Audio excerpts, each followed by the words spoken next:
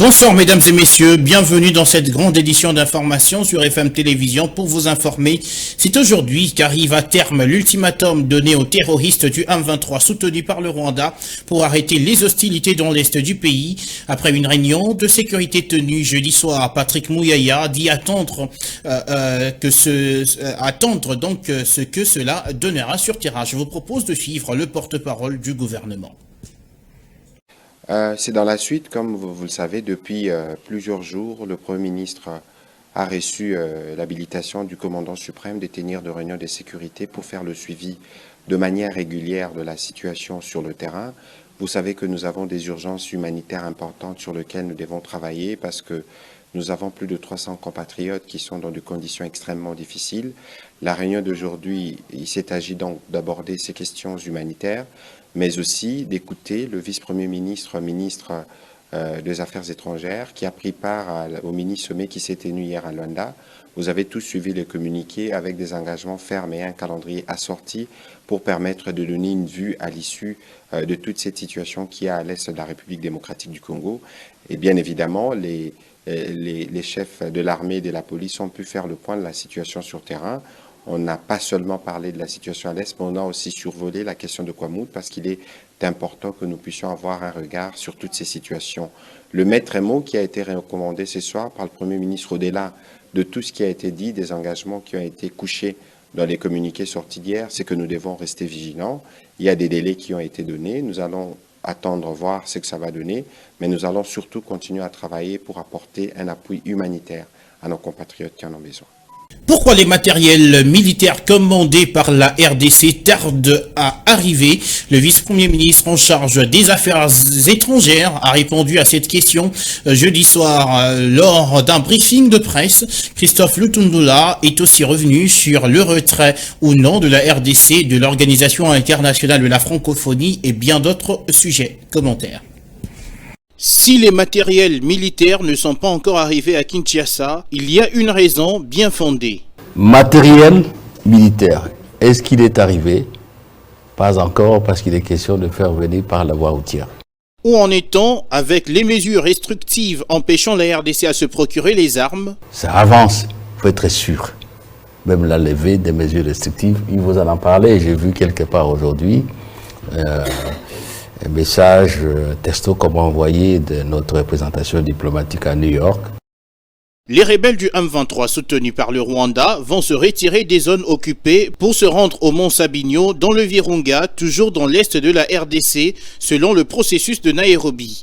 Une résolution qui a suscité une vive polémique dans l'opinion. Le vice-premier ministre en charge de l'Intérieur a voulu calmer la tempête. Et l'article 69 de la Constitution lui donne grosso modo la mission d'assurer la bonne tenue de la nation et des institutions. Et c'est pour cela que le président accepte de faire cette offre de paix. Deux voix se sont également levées pour que la RDC quitte l'Organisation internationale de la francophonie qui a récemment reconduit à la tête de son secrétariat général la Rwandaise Louise Mushikiwabo, qui a également tenu des propos méprisants contre la RDC.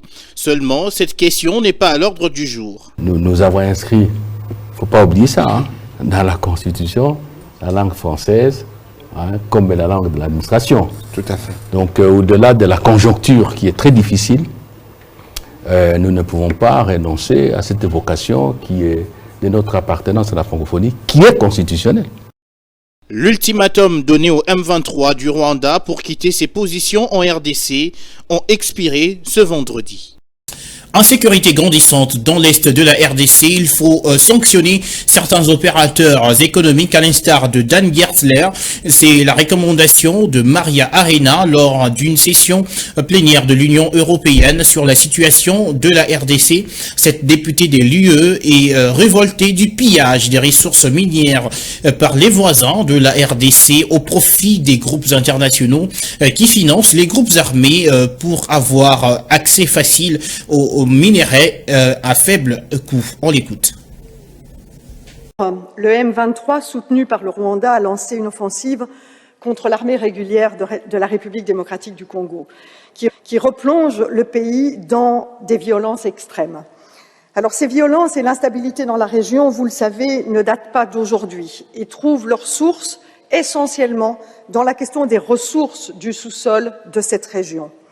Ressources qui sont pillées par les voisins au profit d'entreprises et de groupes internationaux qui alimentent la corruption, qui financent des groupes armés pour se garantir l'accès au moindre coût. Alors nous devons absolument plaider pour une solution régionale, à court terme et à moyen terme. Bien entendu, à court terme, la question humanitaire doit être prise en compte pour les personnes déplacées. Mais si nous ne faisons que du court terme, nous serons toujours à nouveau dans le même cycle de violence. Et donc, une résolution régionale du conflit est importante. Nous devons lutter contre la corruption et mettre des sanctions sur des personnes, des entreprises telles que M. Dan Gertler, qui est un opérateur excessivement puissant aujourd'hui en RDC, sanctionné par les Américains et pourtant qui trouve refuge en Europe pour cacher son argent. Nous devons évaluer la loi sur les minerais des conflits qui aujourd'hui n'est pas d'application sur le territoire et nous devons mettre en place des tribunaux mixtes qui sont des tribunaux qui luttent contre l'impunité en République démocratique du Congo. Merci. Interconnexion des conflits dans la région des Grands Lacs, quelle piste de solution pour une paix durable en RDC? Voilà le thème qui a réuni les professeurs de l'université de Kinshasa dans une séance de travail dans la salle de conférence du fleuve Congo Hotel sur la pacification de l'Est de la RDC de mercredi 23 à jeudi 24 novembre. Parmi les invités de marque figure Gilbert Kabonda, ministre de la Défense nationale. Annie Akoulé. Au-delà de l'aspect sécuritaire assez préoccupant dans la partie est de la RDC, marquée notamment par l'agression rwandaise, le patron de la défense congolaise a placé le focus sur les ressources qui regorgent le sous-sol de cette zone du pays.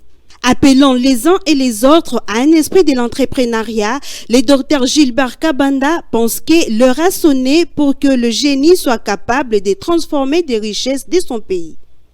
La Belgique nous a mal façonnés. Mais une fois qu'on nous a laissés indépendants, pourquoi n'avons-nous pas compris que c'est nous qui devenions la Belgique du Congo, que c'est nous qui devions maintenant commencer à produire, à transformer la matière première, au lieu d'être des élèves du Fonds monétaire international, au lieu d'être des élèves de toutes ces organisations internationales qui vous imposent des conditionnalités impossibles.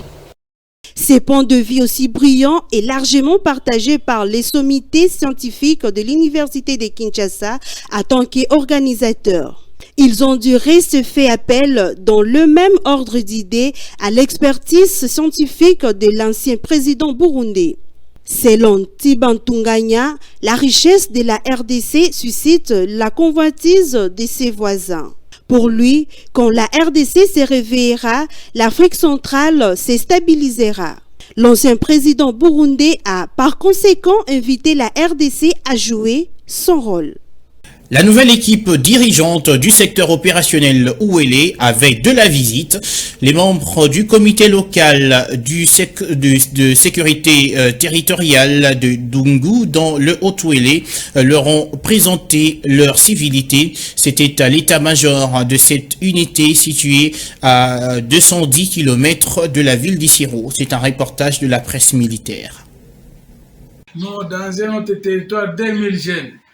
Le général-major Kalunda Fambakaf, commandant des secteurs opérationnels Ouélé, accompagné de ses deux adjoints, à savoir le général de brigade Baniwe Size Boulanga Pierre, commandant en second en charge des opérations et renseignements, et le colonel diplômé des stratégies de défense Nkulu Mukonkwe Simon, commandant en second en charge de l'administration et logistique, a accordé une audience officielle au comité de sécurité locale des territoires de Dungu. C'était le mercredi 23 novembre 2022 dans son bureau de travail situé à l'état-major des secteurs opérationnels Ouélé implanté dans les 10 territoires de la province de Haut-Ouélé. Cette visite a permis à ces comités de présenter ses civilités à la nouvelle équipe dirigeante de cette grande unité des forces armées de la République démocratique du Congo et ses membres ont profité de cette opportunité pour faire un état des lieux adéquat de la situation sécuritaire de leur territoire voie tout en proposant quelques pistes de solutions. Le général Kalonda a de son côté apprécié à sa juste valeur la rencontre du jour et il a demandé à ses hôtes de travailler à une étroite collaboration dans la sécurisation de leurs milliers. L'occasion faisant les larrons,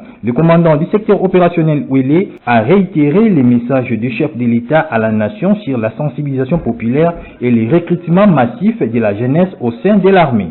À la fin de cette audience, l'administrateur adjoint du territoire de Dungu en charge de l'économie, finances et développement, Ngamane Jean-René, a livré ses impressions devant notre caméra. Il y a de cela à peu près un mois, depuis que le commandant secteur opérationnel est ici. Comme il avait beaucoup d'autres chats à fouetter, alors nous, membres du comité local de sécurité, nous avons jugé bon de venir lui rendre visite de courtoisie, tout simplement. Pourquoi? Parce qu'il est venu, il faudrait qu'on lui souhaite quand même la bienvenue chez nous. C'était juste se parler et lui proposer certaines recommandations que nous avons. Et c'est bien passé en tout cas. C'était seulement ça. L'armée et la population sont condamnés de vivre ensemble comme les poissons dans l'eau.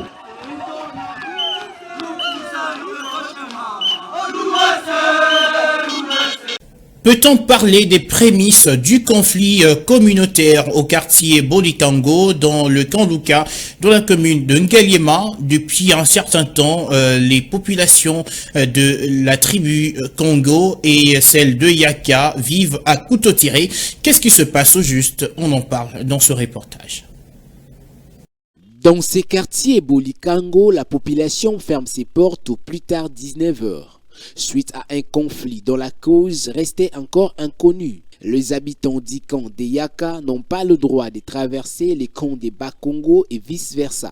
Cette tragédie entraîne même mort d'hommes, à en croire les résidents de ces quartiers. Le conflit de Koulouna fait de sorte qu'un résident du côté des Yaka ne peut pas traverser les camps des Bakongo et vice-versa. Avec le manque d'électricité, tout cela nous envoie à dormir à 20h, voire 19h. Est-ce qu'une personne normale peut dormir à ces heures-là? Entre les deux camps Yaka et Bakongo, il n'y a pas une bonne collaboration. Pour éviter ces drames, qu'ils s'éloignent de nous, qu'ils abandonnent la terre de Kanluka, car cette terre appartient aux habitants de Yaka. Ces personnes sont du camp des Yaka. Ils nous ont déconseillé de traverser de l'autre côté où se trouve le Bakongo, au risque de se faire agresser car nous n'ayons aperçu de loin en train d'interroger les camps opposés. La population de cette zone appelle les autorités à agir afin de juguler ce qui s'annonce comme un conflit communautaire en pleine capitale. Tout à fait autre chose. Le nouveau secrétaire général du Sénat peut maintenant commencer à travailler. Jean Mukwala Bateke a reçu les clés de son bureau des mains de son prédécesseur Gilbert Mukudi Kongolo. La cérémonie de remise et reprise s'est tenue jeudi au Sénat. Fifi Kalumbwe.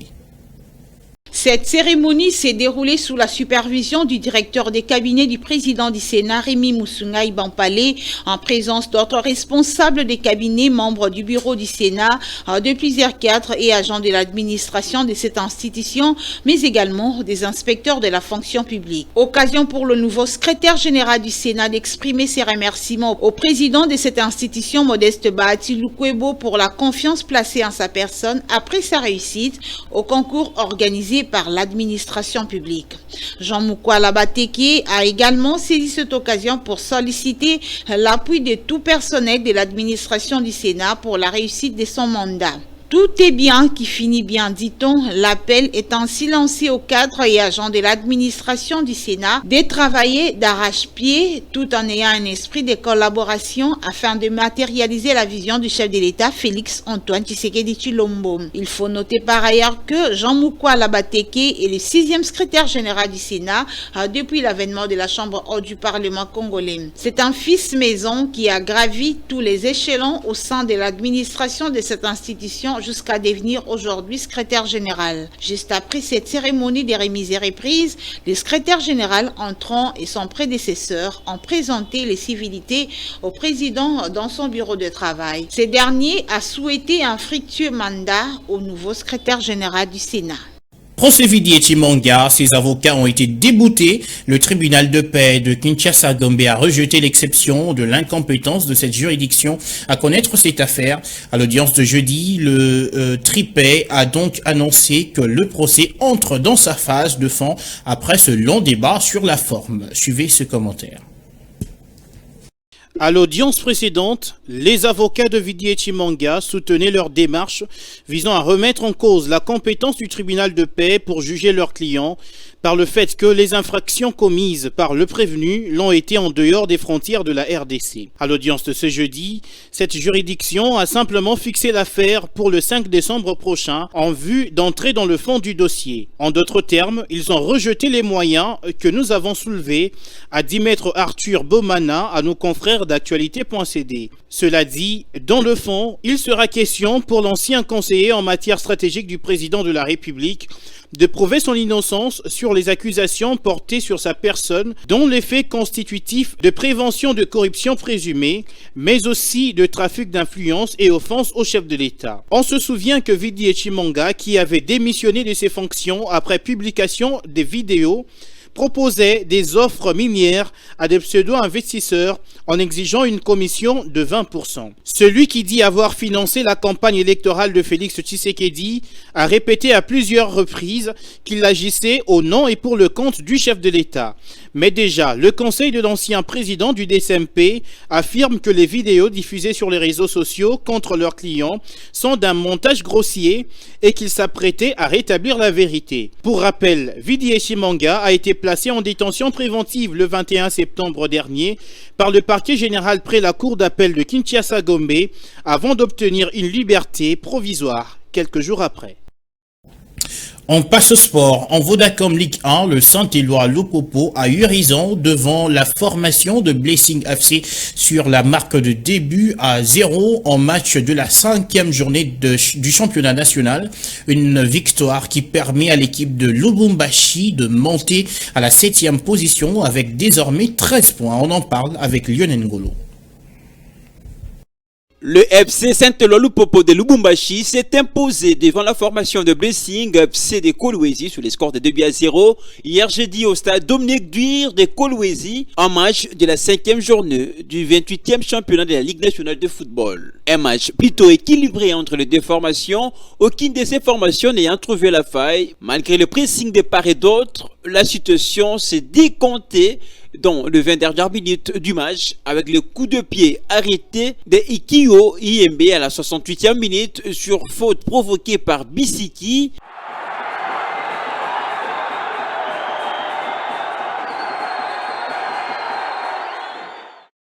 Le capitaine Patou Kabango à la 89e minute a doublé la mise dans les ultimes minutes de la rencontre sur corner.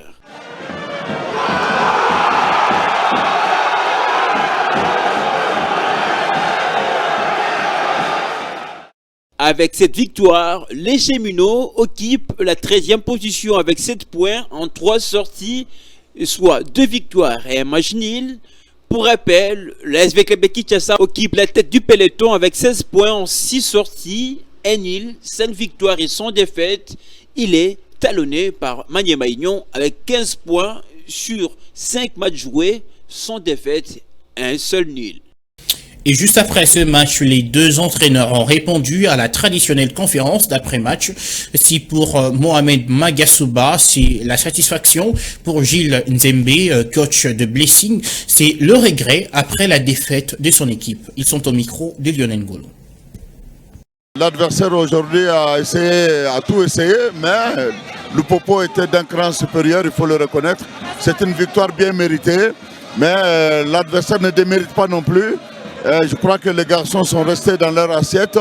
Ils ont joué comme on devrait le faire. Et surtout, les changements ont apporté beaucoup de choses sur le plan tactique et même sur le plan mental dans la gestion de jeu. C'est ce qui a été la clé de ce match-là aujourd'hui. On accepte. Lupopo aussi, c'est un grand club. Il fallait que ça soit comme ça. Ça ne pouvait pas être facile parce qu'il faut les aider. Ils sont africains, ils doivent mériter la victoire. À l'écart, mais on accepte la défaite. 2-0, on a perdu, on va travailler, il n'y a pas de problème. Bon, Est-il que nous avons fait au moins 2 semaines sans pour autant jouer? J'avais dit ça à la conférence de presse, que ça va toujours peser. Donc par rapport à la forme qu'on avait, si vous regardez aujourd'hui, on a flotté un peu. Et voilà, c'est la fin de cette édition d'information sur FM Télévision. Madame, Messieurs, merci à tous de nous avoir suivis. D'ici là, portez-vous bien.